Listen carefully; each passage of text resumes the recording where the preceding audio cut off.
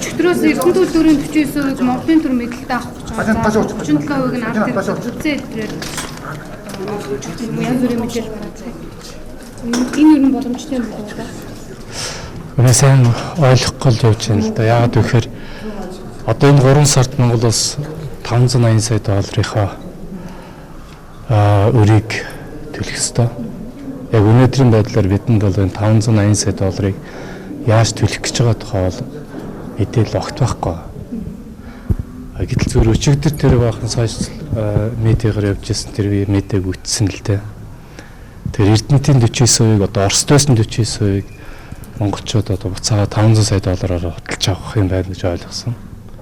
Тэр яриа хэрвээ тэр үнэн юм бол тэр 500 сая долларыг дахин хаанаас гарах вэ гэдэг асуудал гарч ирж шүү дээ. Тэгэхээр 580 эхний тэр 580 сая долларыг хэрвээ Монголынхаа зах зээлээс босгох юм бол долларын шүү. Дахиад тэр 500 сая долларыг тэр 49%-ийг буцааж одоо Оросын талд байсан 49%-ийг Монголын төр 500 сая доллараар хөдөлж байгаа нэг бол энэ ханш юу болох вэ гэдэг ийм асуудлууд гарч гарна л да. Тэгэхээр би тэр сошиал медиагаар явагдсан тэр зүйлийг бол сайн итгэхгүй байж байна одоохондоо. Танаа намын төвшөнд иргэдэг босох гэсэн үг. Үлэг дээр ч юм уу те? Иргэдэг үү? Хуулийнхаа хүрээнд боломжтой юм. Хуулийнхаа хүрээнд 500 сая доллар гаргаж юу? 500 сая доллараар Оросын талд байсан 49%-ийг Монголын тал хөдөлж авна гэдгийг бол мэдэхгүй нэ. Одоо их хурл дээр ажлын хэсэг ажиллаж байгаа шүү дээ. Ажлын хэсэг ажиллаж байгаа. Тэр нь гарах байх. Тэр одоо 500 Тэгэхээр энэ дээр эдийн засгт гэсэн үг тийм. Гэхдээ би тэгж л ойлгосон шүү дээ. Одоо Оросын 49% байсан шүү дээ. Тэрийг одоо 500 сая доллараар хөдөлж авах юм байна гэж ойлгож байгаа шүү дээ. Одоо тэр 580 сая Америк доллар дээр дотоод нөөц боломж ашиглана гэдэг ерөнхий сайд мэдээлсэн. Сангийн сайдлахаар өчигдөр тийм боломж байхгүй.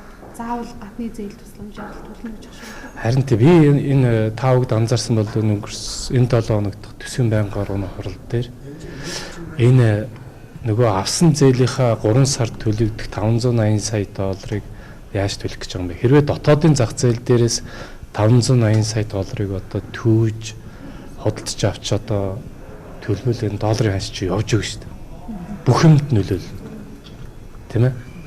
Тэгэхээр энэ хэрвээ одоо гаднаас зээл авч төлөх гэж байгаа бол тэр 580 сая долларыг зээл авах тэр зээлийн баталгаагаа одоо гаргуулахаар улсын хурлаар яаралтай оруулж ирээч. Тэгээ энэгээ ярилцаа. Хоёрдугаарт нь 580 сая доллар яаж төлөх гэж байгаагаа бас нэлээд тодорхой ярихгүй бол 3 сар ч одоо ингээд үндсэндээ нэг 40 хэдэн хоногийн дараа боллоо шүү дээ.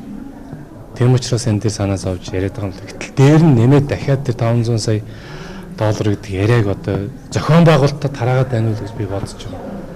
Тийм ээ. Тэгээ энэ нь өөрөө эргээд энэ ханшинд сөрөг нөлөө үзүүлэх юм байгаамаа гэдгийг л би онцолж хэлмээр санагдаж байна. За баярлалаа шүү.